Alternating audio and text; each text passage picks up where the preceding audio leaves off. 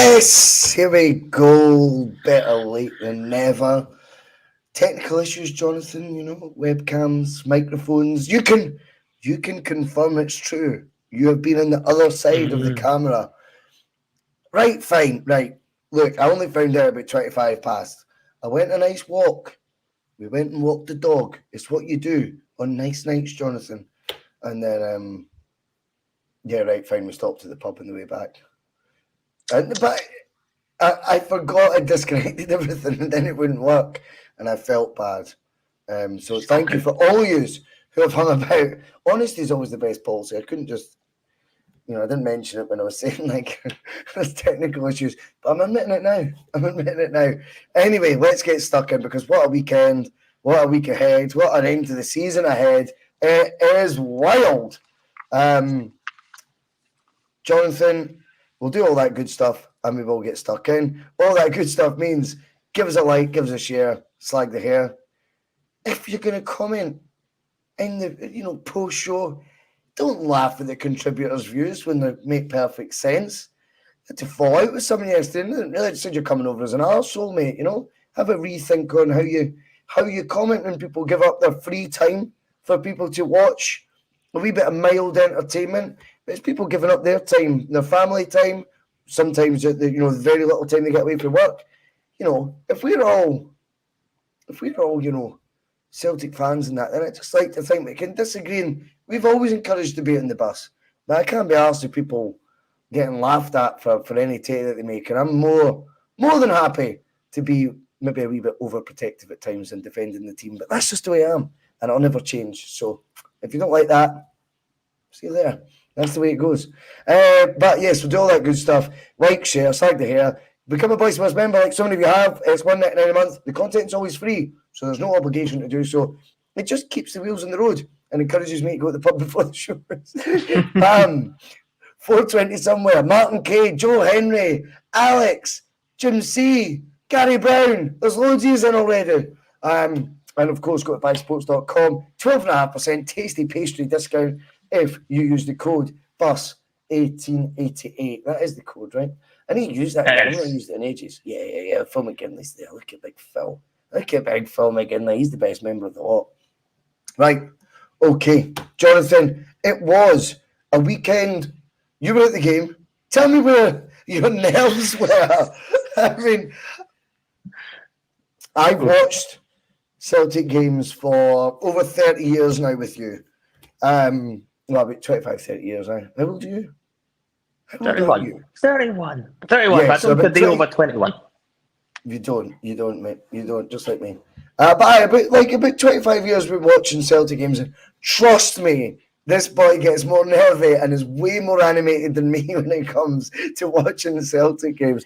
Like, this guy's nerves do get shredded at a 3-0 win sometimes. So talk me through your day at Hampden on Saturday early afternoon.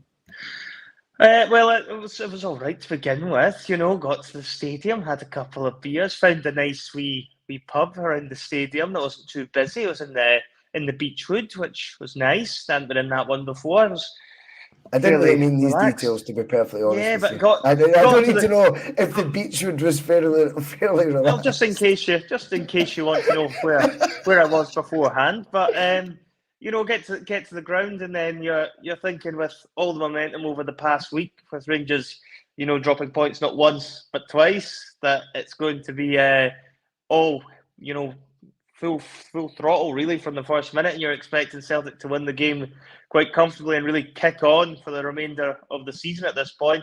And then you're behind so early on, you've barely even caught your breath, and you're 1-0 down. And I thought Aberdeen offered an awful lot in the game. As it goes on, even in the latter stages, I felt they were pretty unlucky at times.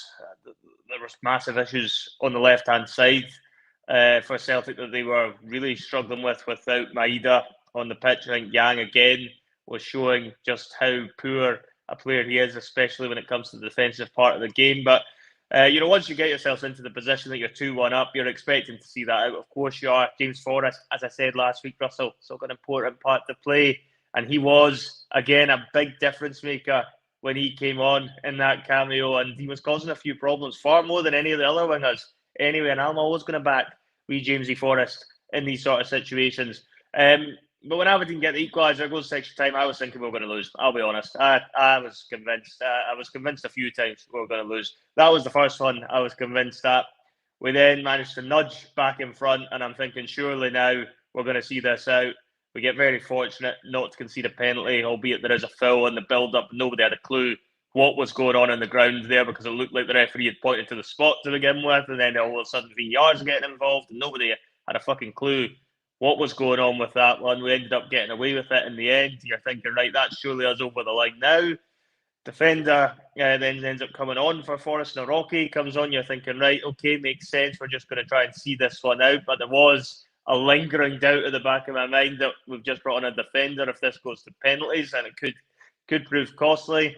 And then we concede a carbon copy goal for the third one to the second one. They're exactly the same. They're identical the way we've conceded the two of them.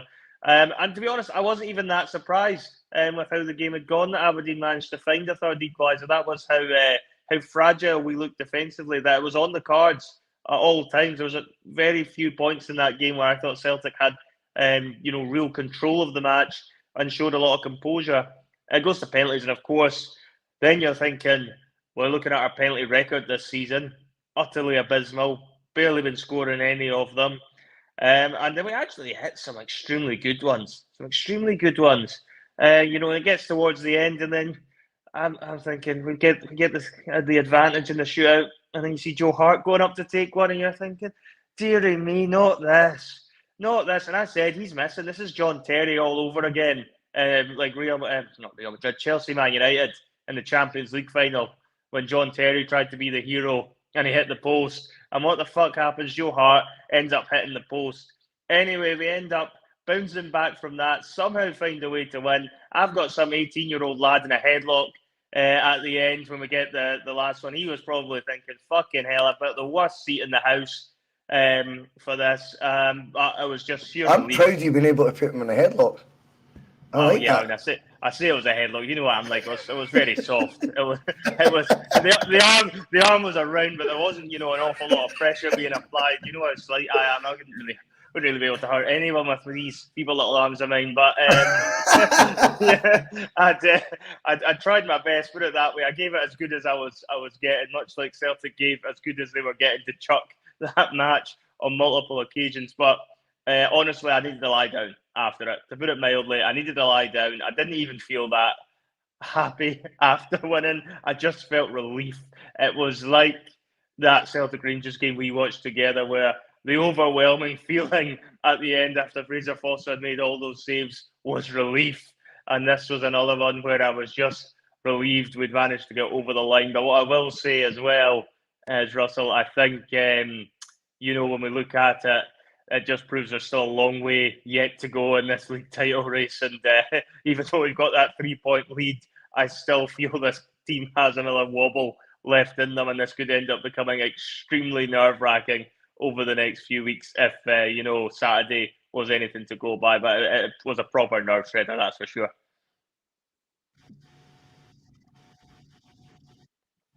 I think it does feel like we go from famine to feast with this Celtic team, Jonathan.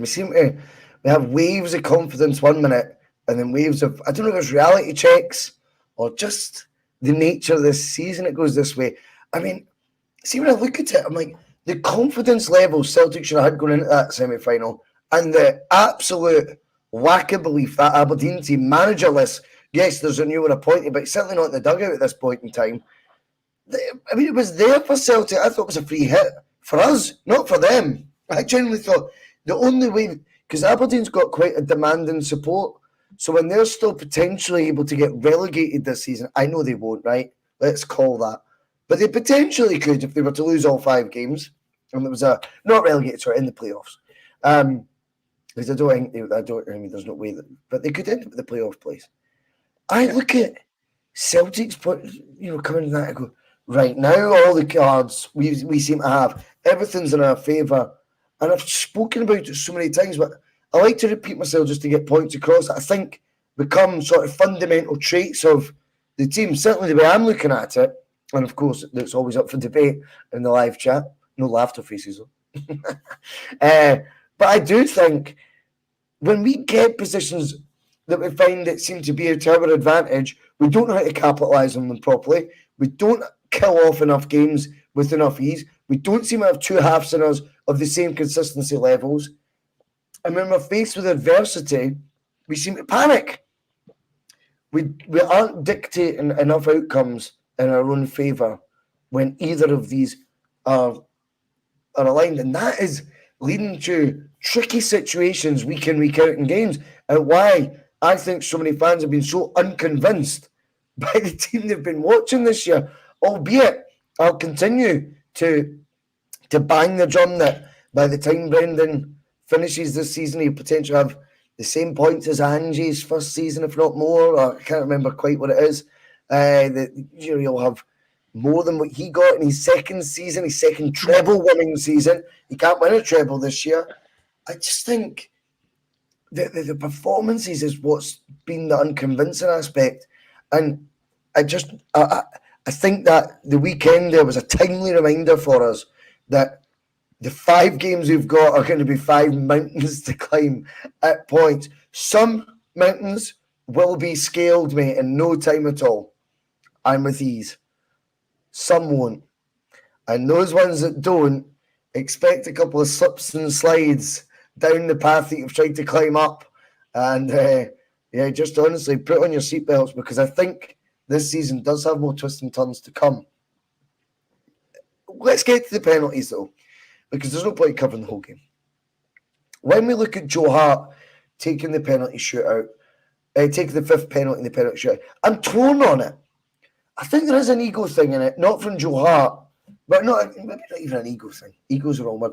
A sentimental thing that I don't think is necessary if that's the case.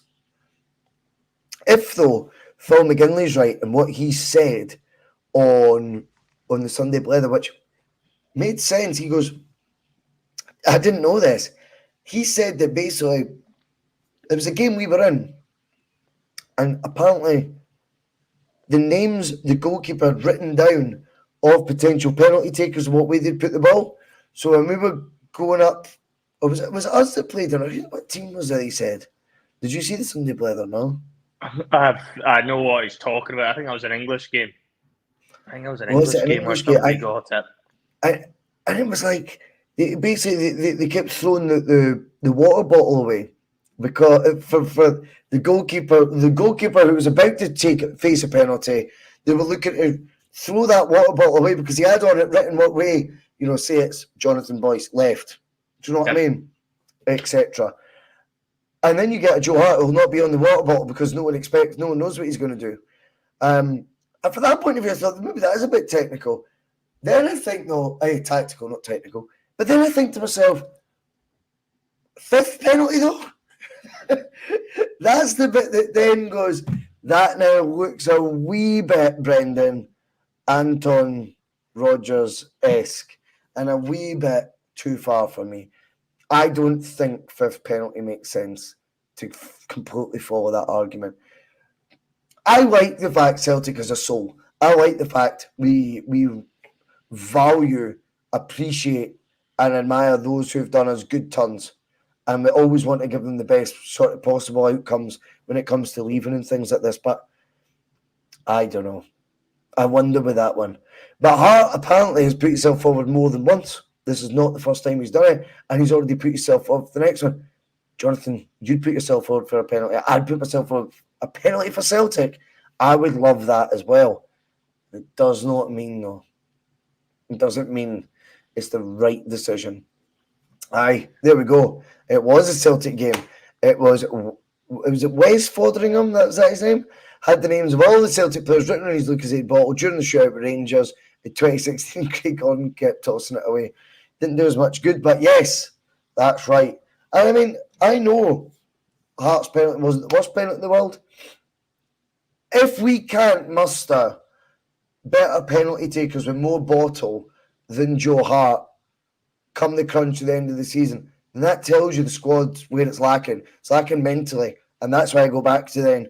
They don't deal with adversity well, and they don't deal and don't. They're not the killer instinct when they're in positions of strength either. And it's funny that them, not funny enough, haha way, but funnily enough, when you get to situations like penalty shootouts, that mental fragility has to be there if goalkeepers are taking penalties.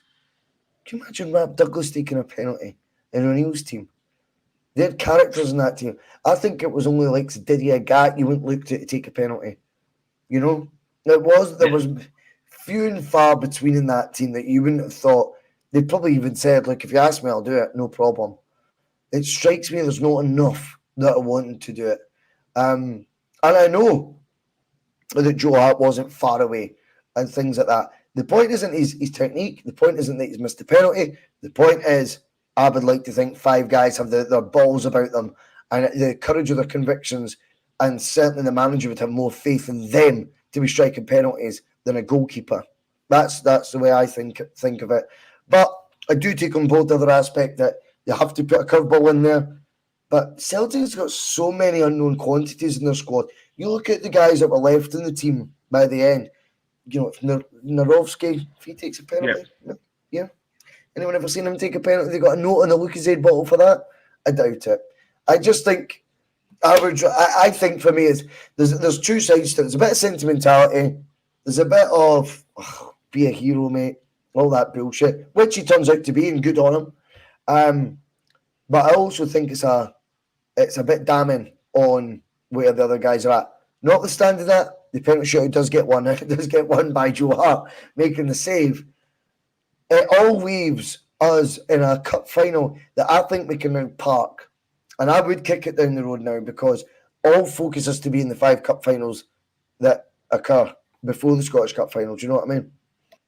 Yeah, it definitely does. And even mentioning back on the Joe Hart situation, I think Joe Hart was very apologetic even after the game had finished and he gets the save. He was going around apologising with his hand up to all the fans. So I think he felt a little bit not more do they want to take their claim too much because he hadn't done his job when he'd taken his penalty. But there is certainly question marks here as to why he was put in that position to begin with, and it certainly does scream as if they've had to turn to one of their senior players, even though he's a goalkeeper, to try and bail them out, because he's one of the guys in that dressing room that does have the character and is strong enough to put himself forward to actually take a penalty. But yeah, you're right, there probably should have been better options. But anyway, we get away with it. We've now got, another derby further down the road in the cup final to look forward to at the end of the season. And again, that feels like that could be all up for grabs in that match.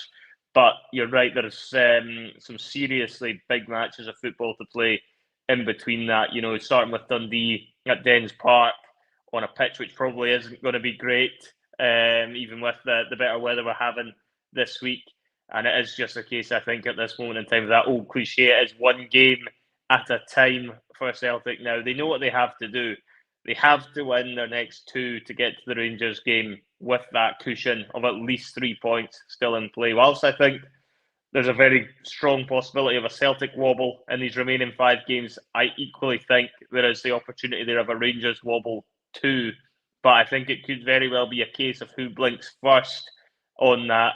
That's going to determine whether or not this season goes right to the wire, or whether Celtic are able to pull away. Because if they can get to that Rangers game with at least a 3-point lead and potentially more, then it does begin to change the optics around that fixture. Then if they come to Celtic Park and you beat them, the league is pretty much over. I mean, mathematically they could still catch us, but it would take a minor miracle for that to happen, because we'd have to lose both of the last 2 games. They'd have to win the last 2 and turn the goal difference around as well. So you know what's at stake there. I think looking at it, Celtic have been in so many times this season where it looks as if they're going to start pulling away. And I felt the actual Cup semi-final was a very good way of looking at our season as a whole, Russell, even when you're looking at that, because we get ourselves into positions where it looks as if we're going to pull away in that Cup game. When we get 2-1 up, we have chances to put the game to bed. We don't take them. We get 3-2 up. We think we're then going to be able to go out and see that out in Aberdeen. Managed to come back again. We've seen it a couple of weeks ago at Ibrox in a game that we should have won. And then we ended up not being able to see the game out. So there is a bit of a pattern there. There's been a bit of a pattern, even if you wanted to go further and look at the league season as a whole, with us having the big points advantage earlier on, and the fact it got back to being close, and the fact you've not been able to pull away despite winning 2 of the 3 derbies so far this season and drawing the other one, to still be in a position where there's only 3 points in it, does suggest there are frailties around this team when it comes to playing the other teams in the league, and they aren't putting them away with the same sort of conviction as they had been under Ange Postecoglou the past couple of years. It's all set up now, and it's interesting that you talk about mentality, because mentality is now going to be absolutely massive in terms of getting this over the line, because the pressure levels are going to be cranked up. You know, the fans are going to be nervous in these games. These will not be 5 cakewalks that we're going to be getting to witness here. These will be struggles, some of them. Dundee is potentially going to be a struggle. They've found a bit of form. As I say, difficult pitch to play on. And you just wonder, the longer it stays, 0-0, or the game's in the balance, that is really going to be a test of character then for these players, because the margins for error now are so slim. They just have to keep winning. And, it could very well be a case. I think Rangers play first at the weekend against St Mirren, so they could actually already have pulled level on points with us by the time our game kicks off.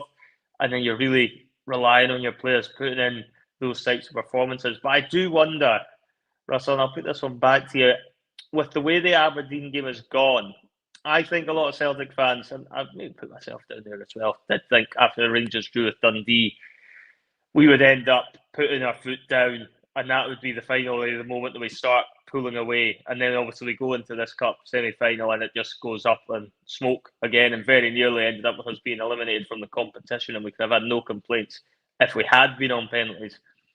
Does that performance, so Russell, does that then act as a bit of a reality check for the players to remind them what Brendan has been saying in the build-up to the cup semi-final, that this isn't done?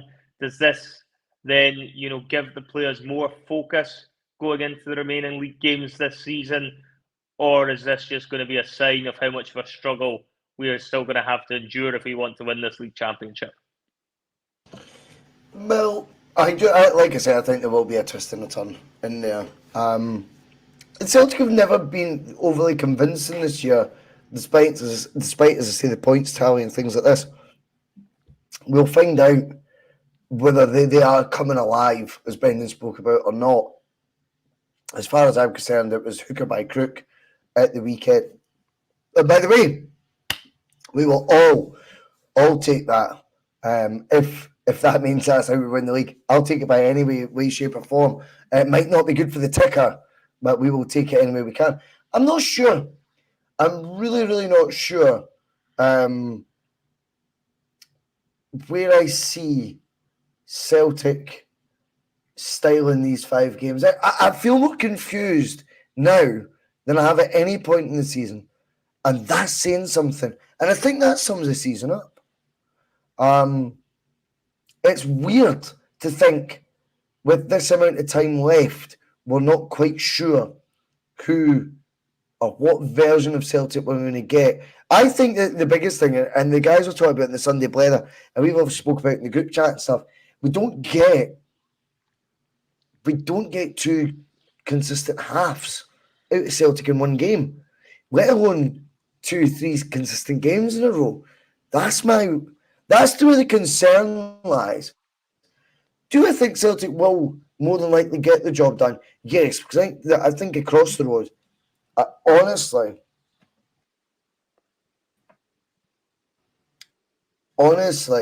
believe that they've got more fragility than us.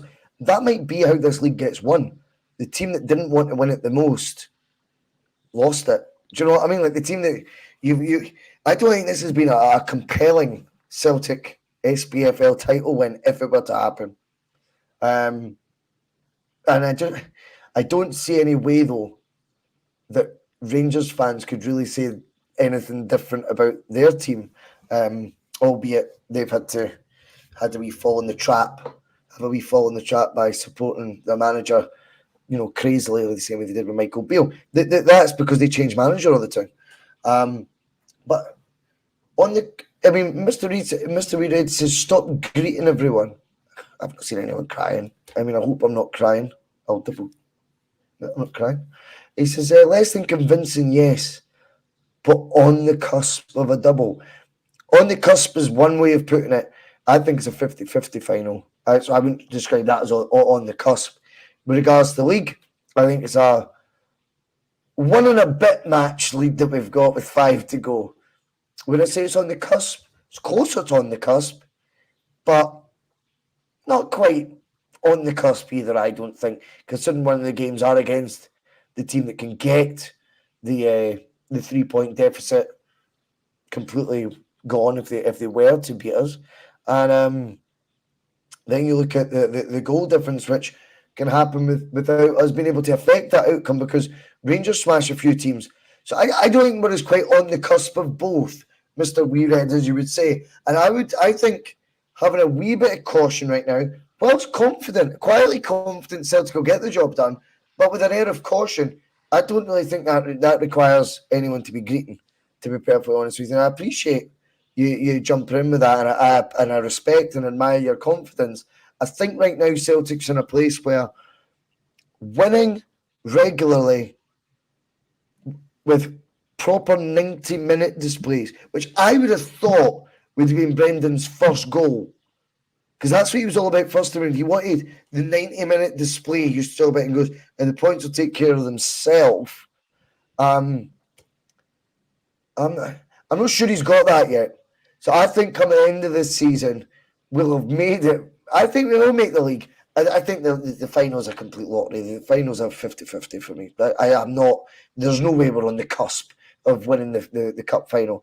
We are literally into a 50-50 situation, which is fine. I look forward to it. It'll be a brilliant day. But with regards to the league, I think we need to be honest, Jonathan, and accept that Celtic's in a place where they're likely to get through it, but when you reflect on 38 games, at no point will you have said, that's a Celtic side I knew was going to win the league from early bells. It's not been like that, unfortunately. And hindsight's a wonderful thing with all that, I suppose, as well. But, for your point of view, I mean, do you think, obviously, I do think they will get the job done, but do you think they will kick on? And the cup semi-final that we've just played there, is it anomaly? And maybe we will play a lot better going forward after that. No, I don't think so. I don't think so. I think the way this season's been going, I think it's just going to be a bit of a continuation, where I'm sure there'll be some games out of these next 5 remaining League Ones where we will play some really good football and we'll get the confidence up and we might end up winning one of them, pretty comfortably. But I also think there's going to be a game, at least 1 or 2 in there, that are going to end up becoming absolute slogfests, which could lead to drop points, or certainly are going to have everyone's anxiety levels through the roof, having to watch. Celtic have been like that pretty much all season. It all started very rosily, and I think most of us didn't really expect to be in that position based on how the first 9 or 10 games of the season went. Even though we weren't convincing performance-wise, we were getting the points. Whereas, now it just feels as if teams, it's when the teams start having a go at us. I just get a bit worried about how Celtic respond to that. I think Aberdeen, did have nothing to lose at the weekend there, and you could see it when they were pushing the bodies forward and asking us those questions. We didn't like it. They got chances. This is what I keep saying. When the questions get asked and that adversity is faced, we don't seem to deal with it the way you would like. No, we don't. And I'll be honest, I actually will put one out there that I think the loss of Maeda is going to be pivotal in a lot of ways over the next few games, because what he offers for us there is he does give us that cover. I don't mean to single out Greg Taylor. I know that's the Punk Duck Warlords MO usually, but I felt Greg Taylor was woefully exposed, at the weekend there. Liam Scales had one of his poorest games. You had a defensive sort of triangle really on that left-hand side with Yang, Taylor and Scales, and Aberdeen were getting all sorts of joy on that side in the first half. All their attacks were coming down that side, and that doesn't happen with Maeda. And the reason it poses me a concern is that we know when Rangers come to town, we usually can nullify Tavernier because we have Maeda there to pin him back. We will not have that luxury this time around. So Tavernier is going to cause us more problems in this derby coming up than he has done in the previous one. So that is something we need to bear in mind. And I know Maeda's not everyone's cup of tea, but I think not having him there will show over the next few games. I'm hoping it doesn't prove to be costly.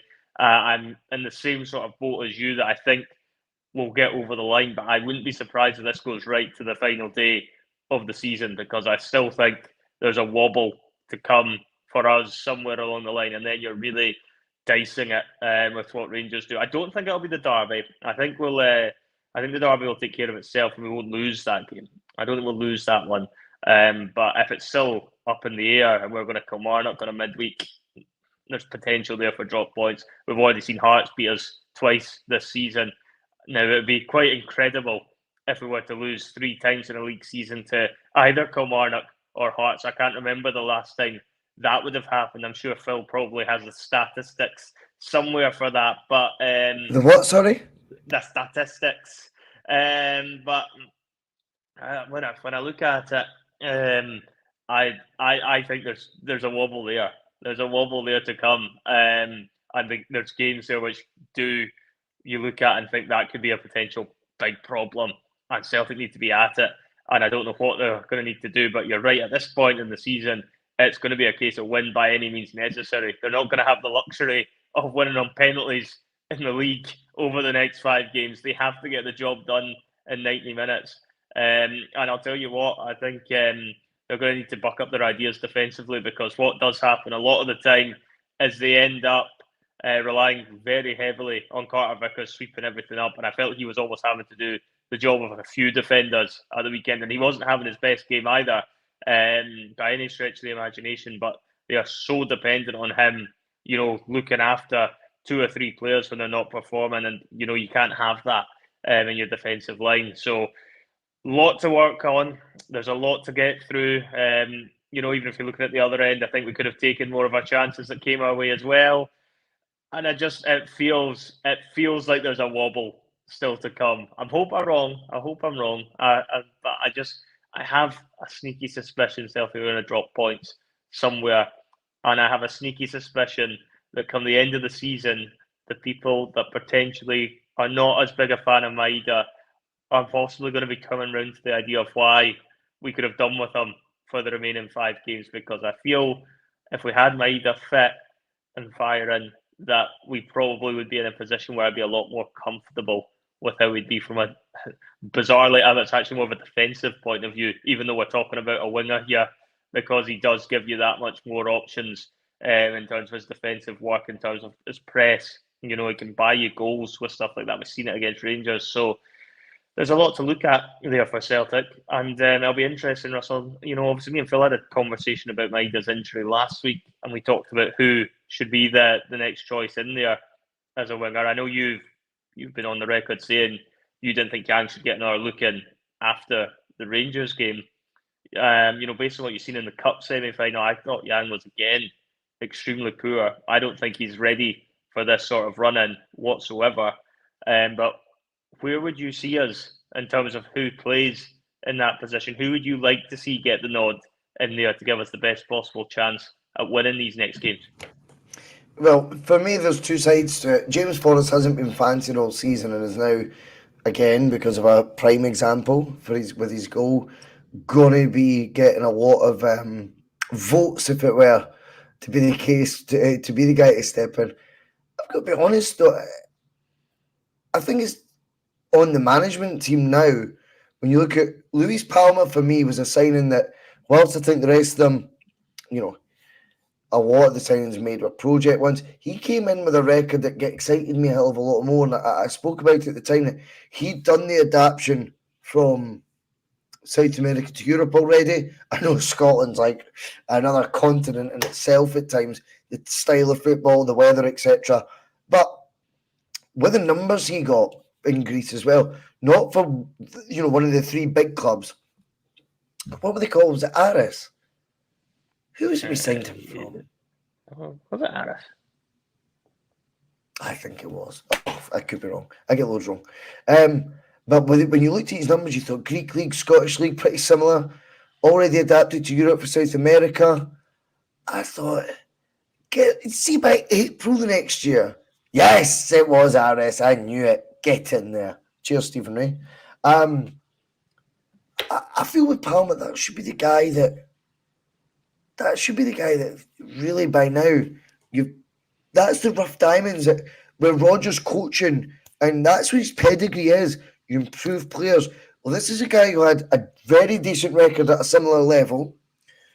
What we expected at a dominant side at a similar level, not a mid-table side at a similar level, a dominant side at a similar level would be to improve on those numbers or at least get close to them. And also the development of his and the progression of him as his whole all his ability sort of range to be on display. And he should be one of those ones now with Maeda's injury, etc. He should have been bang on by now to be a first team starter. They're given. Okay. And I think that's more on how we've managed to coach him so far. I'm a bit disappointed. I always wonder if he's a bit gun shy when it comes to it. And maybe making, more erratic decisions what he was even when he first started because of a complete lack of confidence in himself. And do you know what? See if Yang was starting ahead of me tomorrow, I would have a lack of confidence as well. And I mean that right now because that is not the answer. He's been forgiven for a cardinal sin, and that's because he gave up that day at Ibrox. I don't know how he's been rewarded the way he has been with the starts, the minutes in the park. For me, it's just not on. It's just not on. And I think for Palmer, that just creates more doubt in someone's mind. And he's put up an Instagram post recently sort of saying he knows he's not been quite where he wanted to be. So with all that in mind, I think it's wrong that it's not Palmer, who we know can play both sides. We know he likes to cut on his right foot if he's on the left, but if he's on the right, then he's on his favourite foot to whip in balls. And his goals and assists were his sort of, that's what he brings to the table. That's what he brings to the party. And for me, it looks like Forrest will be the preferred option. It's damning Jonathan on, not just the recruitment. And when we look at the William Scales thing, we look at recruitment and you go, do you know what? It's a disgrace that the partner that CCV, you were talking earlier, just to pick up on that as well, and I'm trying to put it into one point. I mean, you were talking about CCV was trying to do two men's jobs, things like this. He had a perfect partner who knew what their roles were. One was going to look brilliant, the other one maybe not so much, but boy, did they not understand each other on a domestic level, were formidable and had serious records and stats behind them, or statistics, as you call them. They had that on the back. You want to break that partnership up, I expect one half of them going for at least in the modern day, double what you paid, not the same money. I then expect, regardless of that, whoever's coming in to be an improvement on the one departing to try and make up for this partnership being broken up. Instead, we've got two projects. Totally unacceptable in that area. Jota goes for 25 million. We brought in Palmer. I think he makes sense most of the seasons as a Celtic type signing. I like it. I like that you've went to a league similar standard with those sort of numbers and thought he'd have a similar effect in Scotland. I think it's shocking that 10 months in that it's a guy that the manager's clearly not fancied. Let's just tell the truth. Not fancied all season, and James Forrest knows what he's all about, but he's not had faith in him this season. Let's just tell the truth. And now I, and probably the manager as well, think Forrest is probably the most realistic option for that. That's damning on the recruitment as well. Never take your eye off the board and never think that because we lift a couple of trophies, let's say we do at the end of the season, I really hope we do, and I'm confident we'll at least get the league. But don't let that take away from the reason it's been so fucking tricky this year is because of recruitment. That was your foundation for the season, was the summer transfer window. Everything's going for that. Absolutely everything. Yes, there's been other stuff along the way that we're not turning a blind eye to. But never think the recruitment at the beginning of a new manager reign isn't the most key aspect. And they took that away from the manager and did it themselves. And the manager is guilty of thinking he was that good that would be enough for him. And that's coming back and bitten with James Forrest is ahead of your most expensive signing as a winger. When you were replacing, remember, a £25 million sale in Jota, who for me was someone they should have begged to stay and should have turned down everything they possibly could and really pushed the Saudis to saying, how much money have you really got? Instead, they blinked at the first bid with a guy with 5 years left in his deal, and I think has all the talent in the world and not the type of talent we will see very often at Celtic.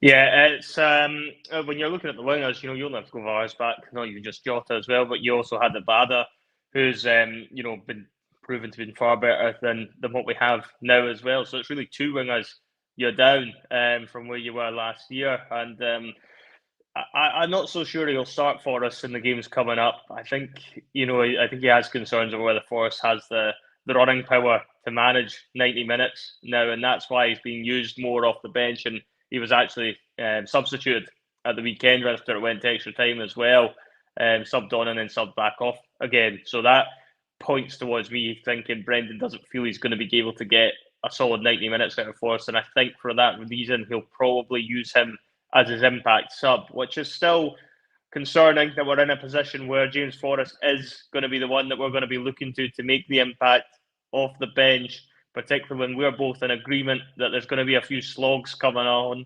And, if you're in one of these games, these tight games, for example, like Dundee away at the weekend, if that ends up getting to 65, 70 minutes and the game's in the balance, and then you're seeing James Forrest warm up, it's probably not going to fill loads of fans with much confidence that that's going to be enough to get the job done. And that's the harsh reality of it. As I say, Forrest was good in his cameo against Aberdeen, but we all know that his best days are far behind him now. And truth be told, if Celtic had done the recruitment correctly in the winging department, then James Forrest may well have already been out the door by now. I think there is, a sense that his time at Celtic Park should probably have been over before now. When we look at somebody like Yang, I don't think he should really be featuring now until the end of the season. And maybe once he's had another summer, perhaps he can come back in with a bit more training. But I just don't think he's going to cut it. That's what my gut tells me on Yang. Palmer's definitely somebody that has ability. He's proven in moments earlier in the season that he does have an eye for a goal. He can get involved in the link-up play. He can produce moments. And that's what we're going to need over these next 5 games. We are going to need our players to step up. And, when somebody like him who has got that bit of creativity in the box and might be able to unlock defences, that's the kind of player we might need to look at. And I think that is who he's probably now going to be pigeonholed into having to play there, because I'm not sure it's Brendan's first choice, but I think Yang's proven now too much that he can't be relied on. James Forrest certainly feels a couple of years younger. I think would almost certainly have that jersey pinned down if he had the legs to go for 90 minutes. I feel that's almost certain that Brendan Rodgers would have went back to him. It's why you're seeing a lot more cameos from Forrest now. And again, it goes to show you just how much there's been a drop-off of quality in that area, because if you think back to Postecoglou, how often was James Forrest getting games under Ange Postecoglou when we had our wingers? It wasn't very often that was happening at all. And as I say, you were again thinking it was coming towards the end of his career at Celtic, and now we're looking at him potentially being our saving grace to try and win this league title. We think James Forrest might end up being the solution to all the problems we've had this season. What percentage do you put on the recruitment aspect of that, and then also then the coaching that's been given to those who've came in? Now, Yang, I think, was a pie in the sky signing that you just hope for the best. He might be a rough diamond, he might not. He cost under £1 million. It was a free hit. I think Palmer was the one where you look at and you go, that's the one that Celtic should be. With their model that has been over the last 10, 15 years, I think he fits the template. And the reason he wasn't maybe a £7-8 million player was because he wasn't doing it for a Panathinaikos or Olympiakos, etc. Do you know what I mean? That's why that fee wasn't that. It was, that's good scouting, in my opinion, getting one like that in. And that's what I'm torn. Because I look at Yang and I go, that's recruitment's just shocking there. Terrible. I look at the Palmer one and I go, no, I thought now he'd be key.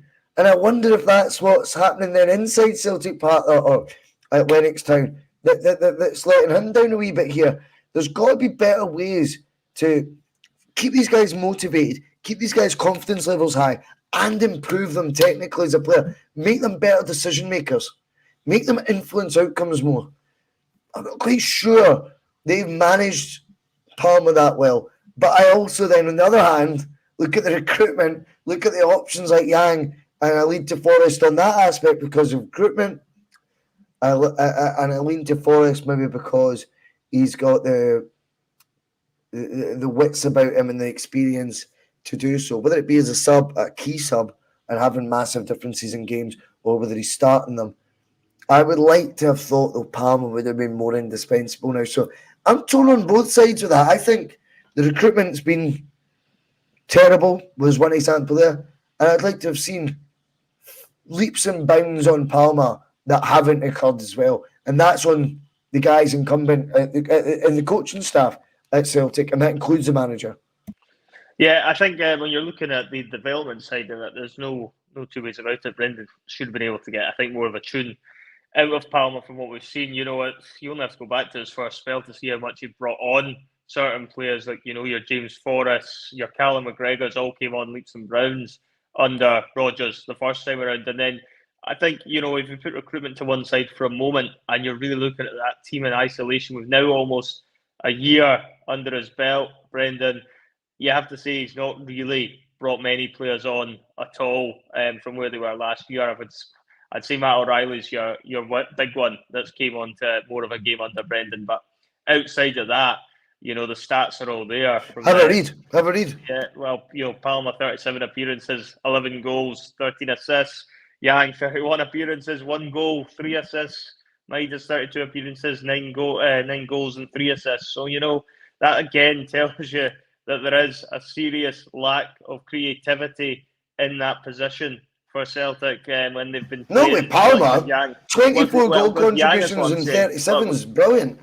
Yeah, but what we're saying is with Yang, because Yang's the one who's getting the nods. It's not Palmer who's getting the start of the games recently. It's been Yang, and he said 31 and 1.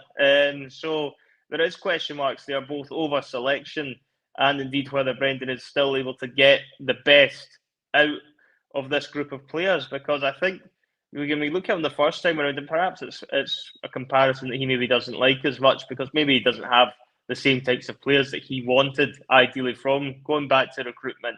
But I would still expect Brendan Rodgers to get more out of some of these players than he has done based on his first time around at the club, where he seemed to bring on a good 5 or 6 players up, 2 or 3 levels over his time at the club last time. Whereas this time you're looking at it, and apart from Matt O'Reilly, I'm struggling to think of anyone that he's really brought on an awful lot more. And I think that has got to be something that, Rodgers looks at himself, because that is what his bread and butter is supposed to be, is developing these players. Exactly. Touching on recruitment, though, they have tied one hand behind his back, and he's went along with it, so he's culpable as well on that front.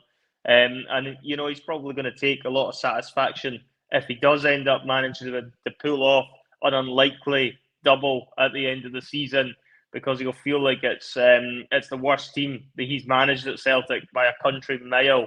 And if he manages to pull this off, and he might well end up holding this one in just as high a regard as some of the trebles he ended up winning the first time around, because he'll feel as if there was a lot more obstacles to overcome this season, both in terms of recruitment, in terms of the negativity around the fan base at times this year, which was wholly justified, I add, at certain points. There's obviously been the media narrative about Celtic being in crisis pretty much from November onwards. That's never really gone away.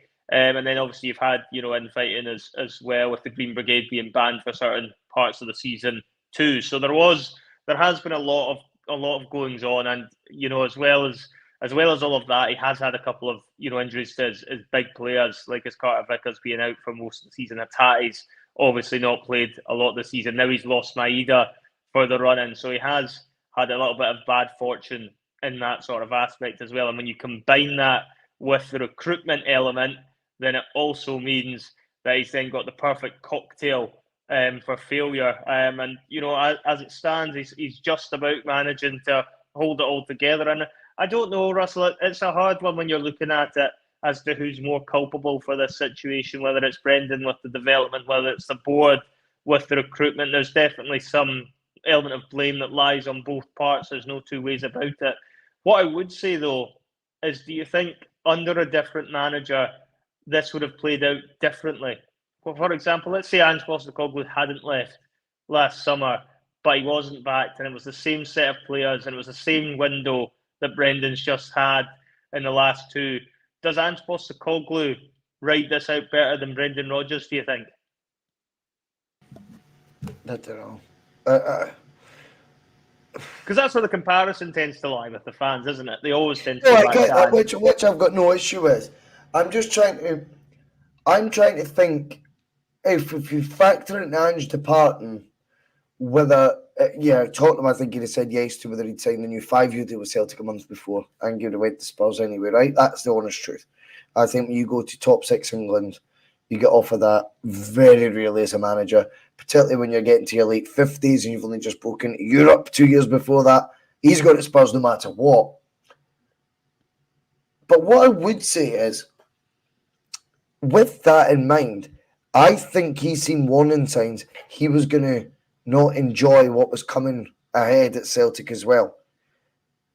And therefore, I think that means he wasn't convinced it was going to be as happy a time. They won a treble last year, Celtic. I thought they were better than Ange's first season once he got them going than they were. And I thought they were boring the last 3 months of that season. People say, oh, they had it all tied up. We're just spoken there about cup finals, cup semi-finals and things. They haven't anything tied up. Celtic went a bit stale, and he would have known, right, we need another injection now. I'm bringing you in the bacon by getting you all this money for the Champions League, 2 group stages in a row, and I want quality. I think when you look at that list that was apparently aware to Ange, and then obviously signed, sealed, delivered under Brendan's watch, would he have got better out of it? I think he's probably looking at what he feared would have happened had he stayed there, as he, well, I'm sure, carefully watches on all things Celtic still when he gets a chance, because I'm sure he does take a proper invested interest. I think his ego wouldn't allow him to either as well, by the way. The same way Brendan. The exact same way with Brendan. People think I don't like Ange and stuff. It's cool as I see it. I think he's got an ego. I think Brendan's got an ego. I think these guys watch Celtic with vested interest as much as they also have a real affinity with the club as well. And I think he will be watching going, I had a feeling those guys wouldn't have done well. I think there was warning signs for Postecoglou when Scott Bain got the new 3-year deal behind his back, things like this, that things weren't all good. Anyway, I'm going to bring Phil on, finish off the chat. I need to dive to the toilet and we'll do something death. Bye. Okay, no worries. Hello, Jono. Hiya, Phil. How's it going? Aye, good, mate. Good. It's been a while since we've done this, so he's sudden death to finish the show. I said in the chat earlier on, you've all but won it, but we may as well play for the bragging rights cup, I suppose. May as well just play it out. That's it. If only Celtic could be as comfortable in the league as I am at sudden death. Yeah, it's top of the table. Top of the table, yeah, but it's been comfortable pretty much all season. They've been kept. There's been no stress for sudden death, unlike watching Celtic in the league. There's just a lot more stress watching them at the minute. Whereas this has been cushy. If only Rangers were as weak as Russell's footballing knowledge is when it comes to these quiz questions, we'd be laughing. We'd be home and hosed, probably on course for another treble and all sorts. But not to be. But yeah, I think sudden death's been almost pretty much won for, how long's it been? It's been long I've been at. If you need a reminder, you're currently 6 points in front, and I think there's now less than 6 weeks to go in the season, let's be honest. So I think you've won it. So yeah, we're just going to play for the bragging rights cup, essentially, for the last few remaining games before the end of the season. When Russell returns, we will do that. So yeah, I've been hanging on to this question, so I'm going to get to use it tonight. Oh, that's quite good. I like it when you've got a good one up your sleeve. That's usually quite good. Is this one that you came up with? Russell's done a runner, so maybe he has actually. Maybe this is it. He just gave up, just said, nah, just going to get out of here before we even play this game. Yeah, it wouldn't surprise me. He's maybe had enough. He's been embarrassed multiple times in this game this season, and he's maybe decided to hedge his bets. It's either that or he's phoning a friend. Maybe somebody else is going to come on. It's going to be like the judge, or maybe it's going to be Terry. Somebody else is going to make a dramatic appearance here as a late last-minute sub, because they could all probably give me a bit more of a game, I think, than him, unfortunately. Right, indeed. Well, you've had a few. You had, I think, a game with Marc early in the season. We played one, and it went to, I think it was the first tiebreaker we had all season or something like that. If I remember correctly, it was actually. Mark's good at them. Mark's good at them, though. He doesn't lose many quizzes. Whenever we've done one, I think on this, Marc tends to know his stuff. So he's a tough cookie to crack when it comes to the judge. He does know what he's talking about, so it's a relief he's not the opponent every week, or we could be in serious bother.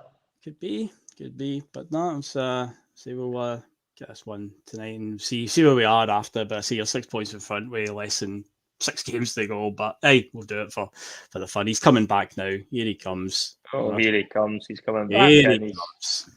There just how was Google? Was Google quite good there? Did you do a little bit of last minute studying?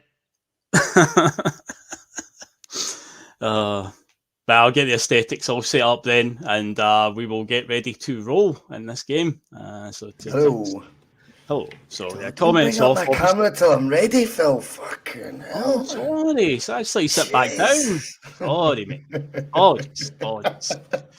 Right, cool. So I'll get the aesthetics going, and we'll get cracking into this one, boys. If you want to, if there's any more trash talking to be said at this stage of the season, listen, nothing's over till it's over, mate. Listen, if we need to play midweek games to catch this up, I will fucking do it.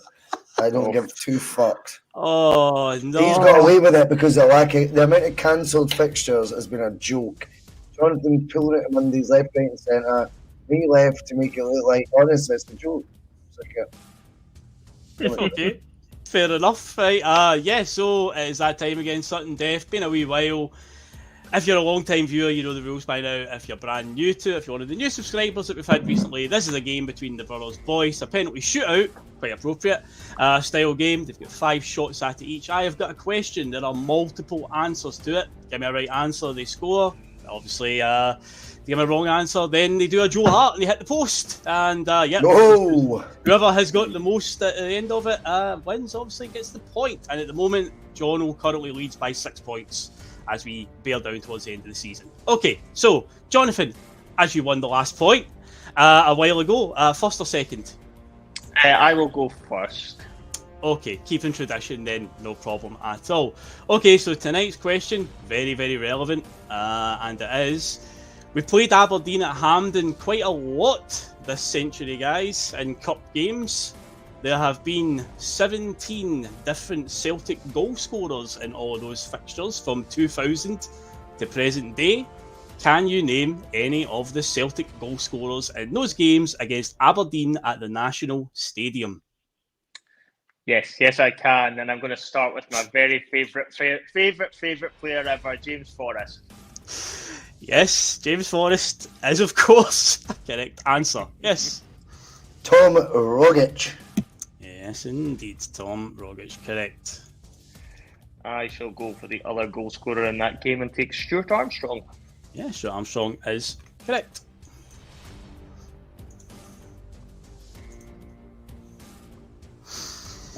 Henrik Larsson.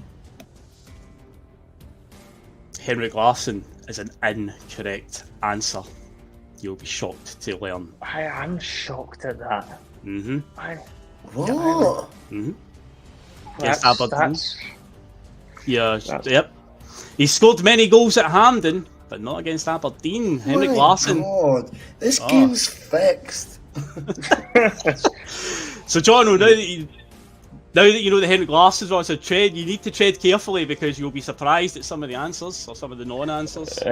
Yeah, I mean, I've got one that I definitely know did, so I'm going to use that one next. Chris Commons, I was at it. Yeah, Chris Commons is the correct answer, yes. Oh, just give me my guess now, and let's just see what he's got left. Give me my clue, now. Give me my clue. Okay. Let's just see what Jonathan's got left, just in case he has got anything bona fide or not. Okay, so this former Aberdeen player netted his first goal for Celtic against Aberdeen at the National Stadium. And it's a goal this century, obviously. former Aberdeen player scored his first goal for us against Aberdeen. Yes. Jeez, oh man.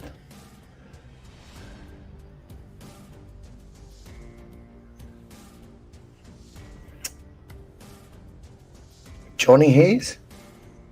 It's not Johnny Hayes. It's not, man. It's not him. Unlucky. But that clue is now out in the open as well. So Jeez, well, this is what is it that Jim Orr used to say on the wee fella's pod? Death by 1,000 cuts. That's what this certain death has turned into. with the score at 3-1 just now, with 2 more to go, John, if you get this, you have won this round of sudden death.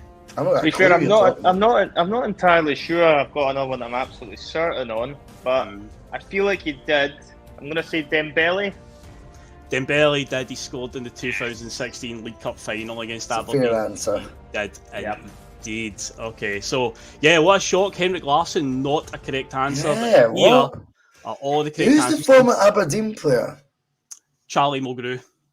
Oh, see, Charlie Mulgrew never scored for us in his first spell. Do you know I thought of him? I had Barry Robson. I thought he was ex-Dundee United against Aberdeen, but I suppose Phil could be saying ex-Aberdeen against Aberdeen. But that was at Petardra. And I was like, fuck. Aye.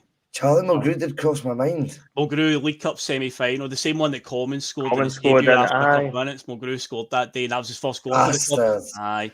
So the correct answers from 2000 to present day: Vidar Risef and Tommy Johnson, the 2000 League Cup final.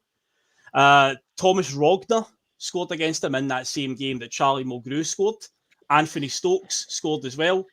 Sean Maloney, Joe Ledley, Ryan Christie, Odson Edward, Mohamed El Yunusi, and of course, folks, if you're a long-time viewer, especially of this segment, you will know that the Brothers Boys are not particularly good at recent events, because Nicholas Kuhn and Matt O'Reilly are correct answers as well, because they scored at the weekend against Aberdeen at the National Stadium.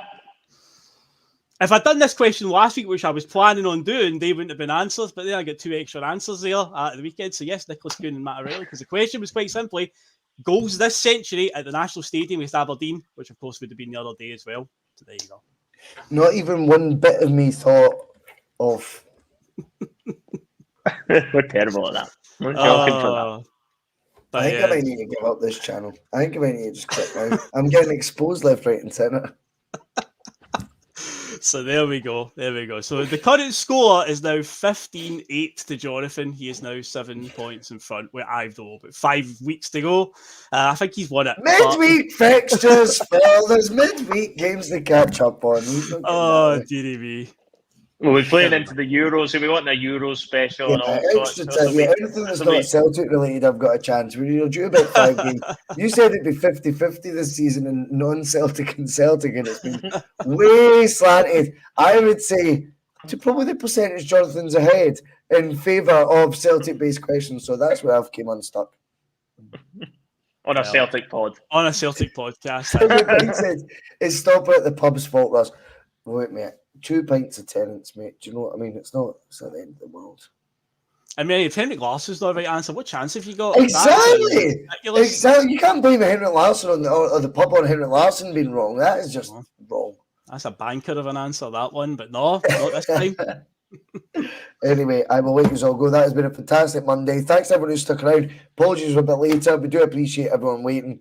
And Jonathan, Phil, I will see you guys soon. Next Monday we will do, and then I'm going to be having to take a wee bit of time off, probably off for about a week or so at the least. You'll understand why I fell off here. We'll be on for about a week or so. But yes, there will still be a Monday Club next week, and obviously this week we've got the Thursday night forum. We've got Connor doing his carpool on Tuesday, I believe, this week, which makes it a lot easier to fit into the schedule. Thursday night forum Thursday. Friday night feeling, which is flying just now. And then obviously the league stuff, I think, is really going to be busy buses ahead. Dundee away. Ah, dear. We look forward to it all. As always, keep your eyes on the bus. See you there.